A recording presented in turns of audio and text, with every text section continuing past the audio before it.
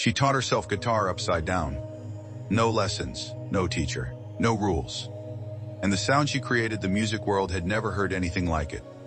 Elizabeth Cotten was born in 1903 Chapel Hill, North Carolina. Black, poor, the youngest of 5, music lessons weren't for children like her, but music found her anyway. Around age 8, she started sneaking her brother's banjo. She was left-handed, the banjo was strung for the right.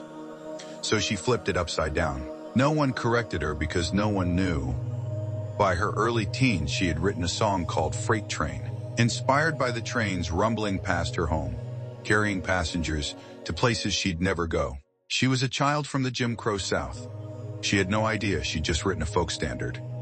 At 17, she married. Music went quiet. For over 25 years, she cleaned houses, raised a daughter, survived. The guitar was gone, but the melodies waited. Late 1940s, Washington, D.C. Elizabeth was selling dolls at Landsberg's department store when a little girl got lost in the crowd. She returned her to her mother.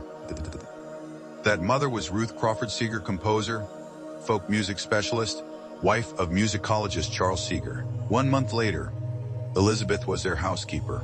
She cooked, she cleaned, she folded laundry while guitars and banjos filled every room. She never said a word about her past. Then one day someone left a guitar on the couch. Elizabeth picked it up, flipped it upside down, and began to play. The Seeger household fell silent. They came running from every room. Their housekeeper was playing bass lines on top, melody below simultaneously on one instrument played backwards. Mike Seeger started recording immediately. In 1958, her first album dropped on Folkways Records. Guitarists tried to copy her technique for years. Most couldn't. They started calling it cotton picking, a style so original it needed its own name. Freight Train became a folk anthem. Joan Baez sang it. Bob Dylan covered her songs.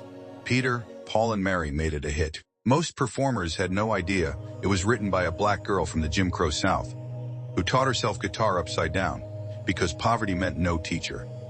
On February 26, 1985, at the 27th Grammy Awards, Elizabeth Cotten, age 90, won Best Ethnic or Traditional Folk Recording for Elizabeth Cotten Live. She walked to the podium.